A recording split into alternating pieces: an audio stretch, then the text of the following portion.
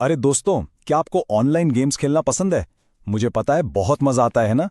आज हम यही बात करेंगे कि गेम्स खेलते हुए हम कैसे मजे भी करें और बिल्कुल महफूज भी रहें, ताकि हर गेम एक जबरदस्त एडवेंचर बन जाए। बिल्कुल। ऑनलाइन गेम्स एक जादुई दुनिया की तरह है, ठीक है ना? जहां हम अपने दोस्तों के साथ मिलकर खेलते हैं और हाँ, नए दोस्त भी बनाते हैं। ये तो एक ऐसा डिजिटल प्लेग्राउंड है जहां हर कोई मिलकर एंजॉय करता है।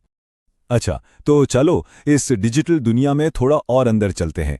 पता है, ये गेम सिर्फ बटन दबाने के लिए नहीं होती। यहाँ दूसरे खिलाड़ियों से बात भी हो सकती है, टेक्स्ट के जरिए या फिर आवाज के जरिए। इसका मतलब है कि हमारी बात ऐसे लोगों से भी हो सकती है जिन्हें हम बिल्कुल नहीं जानते। और वाह, कितना अच्छा लगता है जब गेम में कोई नया दोस्त मिलता है जो बहुत अच्छा और फ्रेंडली हो। वो हेलो कहता है और फौरन ऐसा लगता है जैसे एक नया साथी मिल गया हो। ये सब कुछ बहुत अच्छा और बिल्कुल सेफ महसूस होता है। लेकिन रुको, यहां हमें थोड़ा सा होशियार रहना होगा, क्योंकि कभी-कभी कुछ लोग ऑनलाइन वैसे नहीं होते जैसे वो खुद को दिखाते हैं। वो गेम्स का इस्तेमाल बच्चों से दोस्ती करने और उन्हें अपनी बातों में फंसाने के लिए भी कर सकते हैं। अब जरा इस पर गौर करें। ये सब एक खास तरीके से होता है। देखो, सबसे पहला कदम, वो गेम में दोस्ती करते हैं। दूसरा कदम, वो आपकी तारीफें करके और आपके साथ बार बार खेलकर आपका भरोसा जीतते हैं। और फिर आता है तीसरा कदम, वो ये महसूस कराने की कोशिश करते हैं कि वो आपके सबसे खास, सबसे अच्छे दोस्त हैं। इस चाल को ग्रूमिंग कहते हैं। हाँ, ये लफ्ज थोड़ा मुश्किल लग सकता है, लेकिन इसका मतलब बहुत आसान है। इसका मतलब है जब कोई बड़ा ऑनलाइन दोस्त बनने का दिखावा करता है ताकि वो किसी बच्चे को नुकसान पहुंचा सके। और फिर कहानी एक नया मोड़ लेती है। वो शख्स आपसे राज रखने और बातें छुपाने को कहेगा। ये बात याद रखो, अगर कोई कहे चलो ये हमारा राज है, किसी को मत बताना, तो ये एक बहुत बड़ी रेड फ्लैग यानी खतरे की घंटी है। सच्चे दोस्त कभी भी अपने वालिदैन से कुछ छुपाने को नहीं कहते।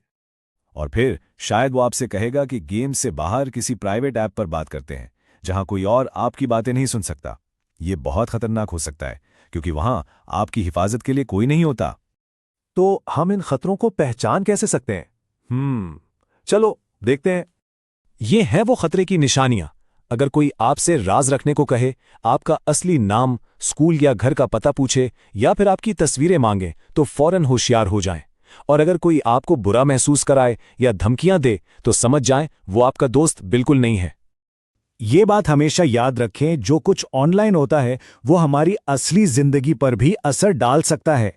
हमें हमेशा मोहतात रहना चाहिए ताकि ऑनलाइन मजा हमारी असली जिंदगी में किसी परेशानी की वजह ना बने।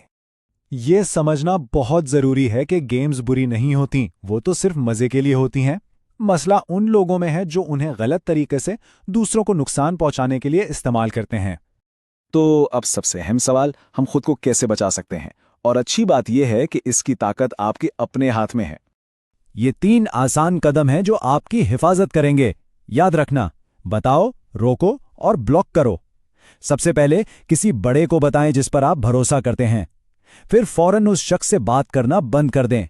और आखिर में उसे ब्लॉक कर दें ताकि वो आपसे दोबारा कभी राब्ता न कर सके।